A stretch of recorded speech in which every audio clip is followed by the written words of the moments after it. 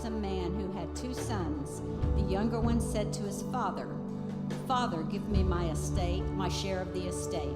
So he divided his property between them. Not long after that, the younger son got together all he had, set off for a distant country, and there squandered his wealth in wild living. After he had spent everything, there was a severe famine in that whole country, and he began to be in need. So he went and hired himself out to a citizen of that country, who sent him to his fields to feed pigs. He longed to fill his stomach with the pods that the pigs were eating, but no one gave him anything. When he came to his senses, he said, "How many of my father's hired servants have food to spare, and here I am starving to death? I will set out and go back to my father and say to him, 'Father, I have sinned against heaven and against you. I am no longer worthy to be called your son, but make me like one of your hired servants.' So he got up and went to his father.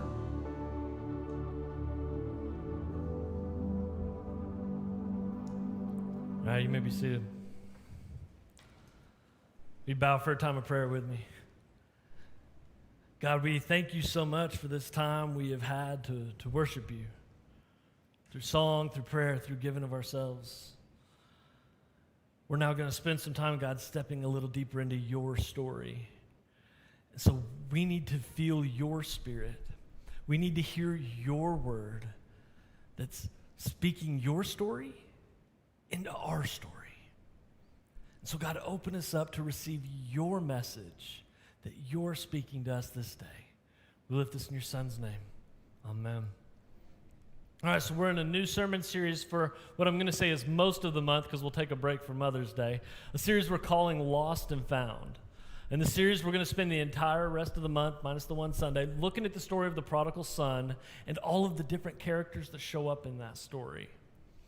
Now, I don't know about you, but I know I've had times in my life where, especially as a kid, I can remember Christmases where I'd be like, "Mom, Dad, if I just got this one thing, I'll never ask for anything ever again." Some giggles. I'm not the only one that said that phrase, right? And then right it happened at Christmas, I got the thing, and guess what? It wasn't really what I expected it to be. There's other times that's happened. I can remember being in junior high and listening to everybody talk about how amazing prom is. And I thought, man, it's this magical, magical thing. And I built it up to this huge thing. And then by the time I spent money on it and went, and everybody stood around talking, I was like, I could have done this at school. And it didn't turn out like I expected. I've had times in my life where I've invested everything I could into a person, everything I could to try to help them, to give them the best chance to succeed in life. And then at some point I ran into them later and I saw them and I thought, man, this is not what I expected. This prodigal son story is a story of time after time after time of that phrase showing up. This is not what I expected.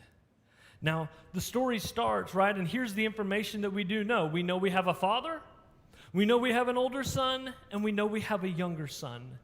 And at some point, Jesus starts to tell this story, and at the beginning of the story, the younger son comes up to the father and says, "Dad, I want my part of the inheritance now."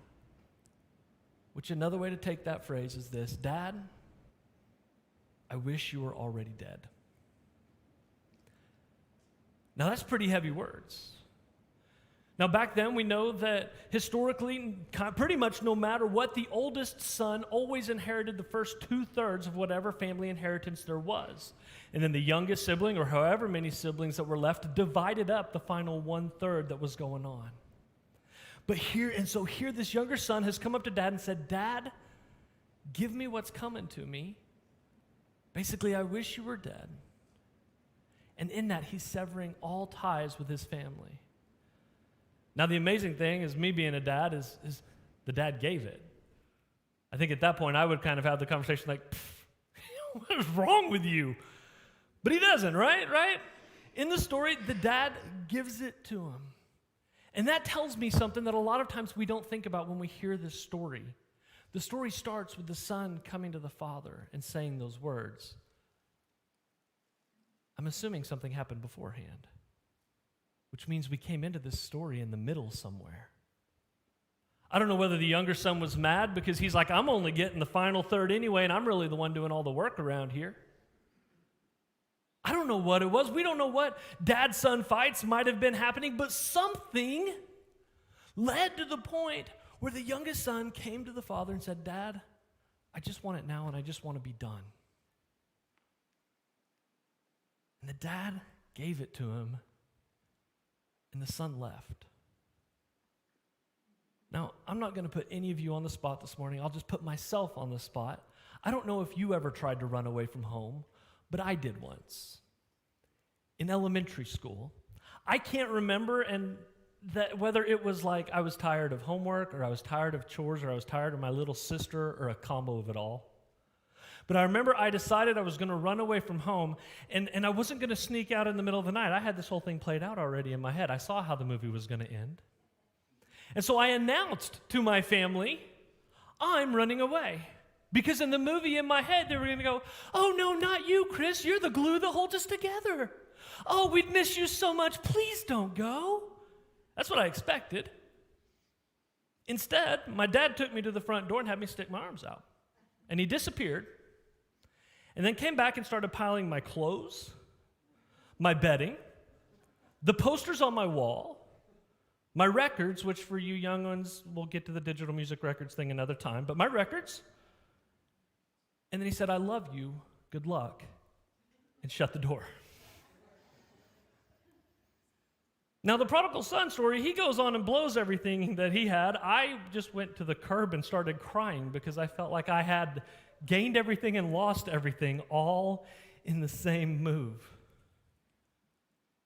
It didn't take much for this younger son, after he decided to cut ties with his family, to blow it all. He lost it all. I mean, to the point where at one point he was the one hosting the party, and after a while the ATM is declining every time he shows up, and his friends won't loan him money because they know he's not going to be able to pay it back. And so he's trying to figure out what to do, how to make money, how to make a life. And so he goes and he starts working, taking care of pigs. Now realize there's a big cultural no-no in this whole thing that happens, right? To go into a Gentile place and to be taking care of pigs was a big biblical no-no. Leviticus 11:7 and Deuteronomy 14:8 say none may raise swine anywhere, and then cursed be the man who would breed swine. And so he has not only severed his ties with his family, now to go to work for these pigs, he has severed his religious ties as well. He's lost it all. And so he goes and he's sitting there, and it says that he's to the point. I mean, he is so broken to the point that he's watching the pigs eat these pods. And he's jealous that the pigs have something to eat. Now, the pods that they're talking about are most likely these carob pods that are found in the Mediterranean area, and they were really used as kind of an animal filler. People didn't even eat them. It was used as an animal filler.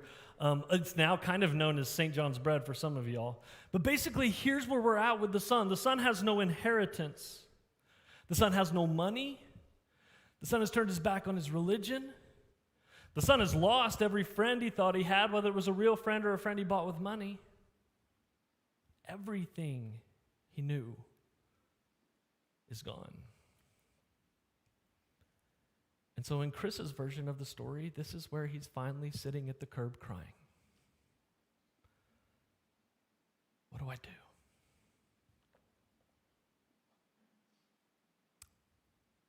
And then he realizes one thing, that there is one thing he knows he can do. It says he got up and he started to head back to the Father. It's a powerful moment because I don't know where you're sitting, and we all don't know each other's full stories. Sometimes we're even really good in the church at making sure we tell the good parts of ourselves and leaving out some of the other stuff. But in some way or shape, I think as we go through this month, we're going to find ways that we slide and see ourselves in the characters of this parable. Because I know there have been times I've said, I got it. I'll go my own way and do my own thing. Surely it'll work out. Times I tried to bullhead forward. Times in my life where I didn't know how I was going to take that next step. Times where I was afraid I might have lost everything. And this story reminds us, and guys, we're only a part way into the story, and I'm going to leave you hanging until next week. But he reminds us of one thing, that even at the bottom, even when he feels like he has nothing left, even when he feels completely alone and there's nothing left to hang on to, there is something. The Father. The Father is always going to be there. And he's confident enough in it, he gets up and he starts to head towards home. And so I don't know where you are in your journey, but if you ever find yourself in a place where you're stuck, whether it's fear, disappointment, frustration, you tried to bullhead your way through it yourself, whatever it is, and you find yourself going, ugh, how did I get in this place? And how do I get out? This story is a reminder that we're always invited home. We can always go back to the Father. And it's pretty special to me, I think, that Jesus is telling this group this, and then later on, Jesus has gathered his disciples, those close friends that have been hearing these different types of stories, these promises of God who's like a father to you, who's so close to you. And he's gathered with them, and they're sharing in a pretty traditional Passover meal when Jesus interrupts it. And he interrupts it with something that I think speaks to that prodigal story, because he reaches over and he takes bread. And he says, this is my body that's going to be broken for you. And every time you do this, remember me. Because you see, he wanted those disciples, he wanted us to remember he knows, he gets, he understands brokenness. But he doesn't stop there that night, because a little later he reaches over and he takes the cup. And again, he gives thanks, and he passes it among those same disciples that he just talked about brokenness to.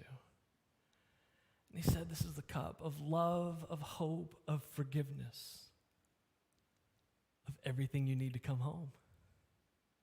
As often as you share in this, do it in remembrance of me. And so we do. We gather in this meal and remember a God who time and time and time again reminds us that the road home is always open. Forgiveness is always on the table. Love, hope, peace is always there, waiting to wrap us up. And so we come to share in that promise. That's what this meal is about. This meal is about those of us being given the permission to come home again and again and again. And so at this time, I'm going to invite those who are going to be assisting with communion to go ahead and make their way forward. What I'm going to invite you to do while we're getting this all ready is to just kind of spend a few minutes letting your story catch up with God's story. The way I usually will phrase that is the ups and the downs and the all-arounds of this past week. Look at the best, the worst, and the humdrum of the week. And see how God can work in and through that to create hope, love, forgiveness, and life.